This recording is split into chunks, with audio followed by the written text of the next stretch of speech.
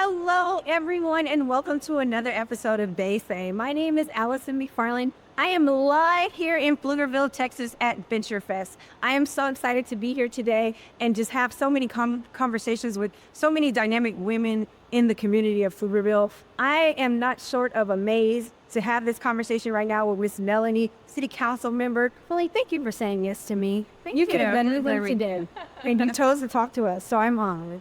Well, I'm definitely a big supporter of women entrepreneurs and helping the next generation go further than we have. That's awesome, and that is a powerful statement and ball. So, you being a city councilwoman, and I know this is your first time at the Women's Summit. What was your thoughts on today? I was so excited to see so many successful women being able to share their journey and give advice to those that are coming behind them to help them succeed. I think it's really important to have collaboration and to work together so that as a whole we can move forward and be stronger. I think that's beautiful. So when you think about women entrepreneurs and entrepreneurship in the economy of Pflugerville, what is your thoughts on the impact of that? Well, women entrepreneurs think in a little bit different way than men. They have different perspectives, they have different goals, and so it's really important to have a variety of entrepreneurs and businesses to make the collective stronger. Because if you only focus in one area or in one type of vision, you miss out on a whole bunch of other things that could bring more value to everyone. And I really believe in listening to everyone's voices and finding out what their special gift is to collaborate and give to the rest of the community. I love that. So you have such a unique founder story.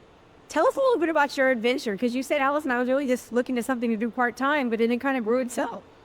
Yes, so when we moved here, we moved for a better life. Okay. I'm originally from California, and it was very expensive. Now, I did, invest in, the corporate world, and I was an auditor, and I worked for a nonprofit as well as a for-profit. So I had a wide variety of industries and clients that I worked with.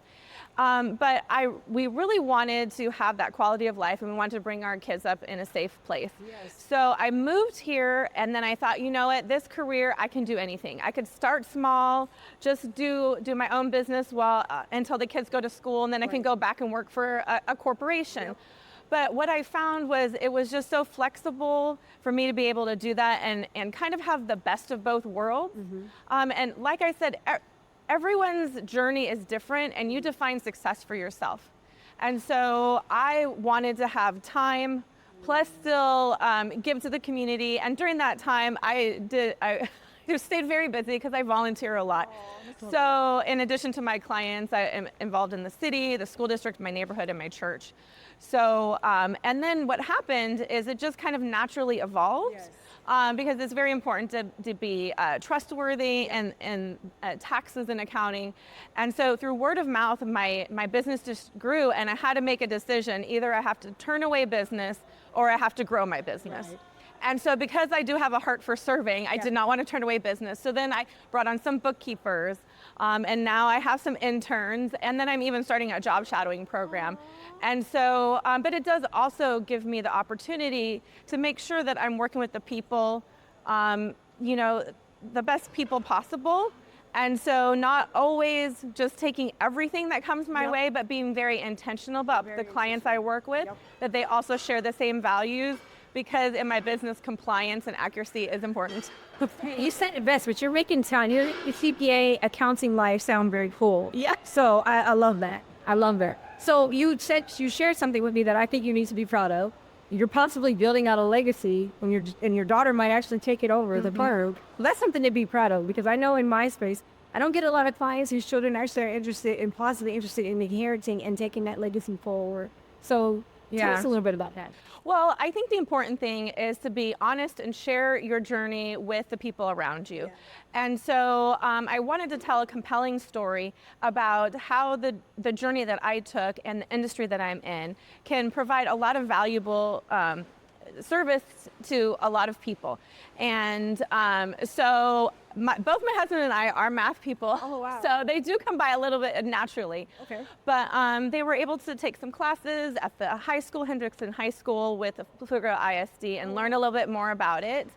And then little by little, not because I told them they should like it, but because they experienced it for themselves, they actually said, you know what? I kind of like accounting. My daughter said, Mom, my accounting class is my favorite. Oh, wow. And so she's now handling clients. And she's getting trained. We're at the beginning stages. Okay. So, but I said, as soon as we master this, and we can, if you want more hours, we can do this. And so then I also told her that she has, this helps opportunities to get an internship with a larger firm or to try different avenues that she might want to pursue. But I'm hoping that after she does that, she'll come back and we can have a family business. No, that is so awesome. So as you think of today's impact, and with all the speakers, with all the panels, with the keynote, in your amazing opening, it was phenomenal.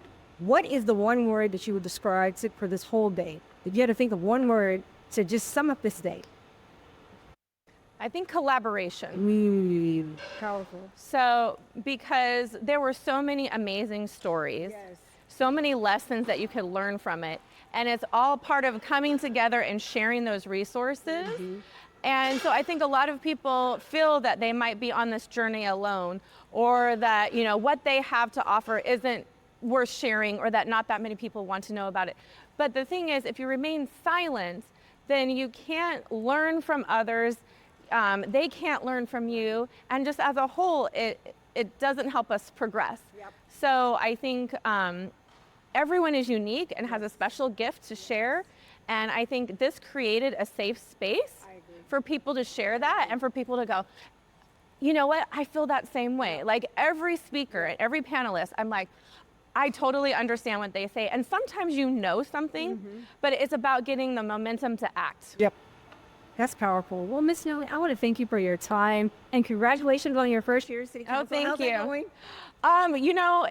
It's going well. I had my goals about opening up conversations about things, looking at the numbers a little bit more. I am a numbers person, Yes, ma'am. but I believe data is powerful. It gives us information on the success or maybe areas of opportunity in what we're doing, and that we need to use that to inform our decisions to make sure that we're serving the taxpayers in the best way possible. I love it. Well, thank you so much. Thank you for having me. And that concludes another episode of They Say. You guys have a good night.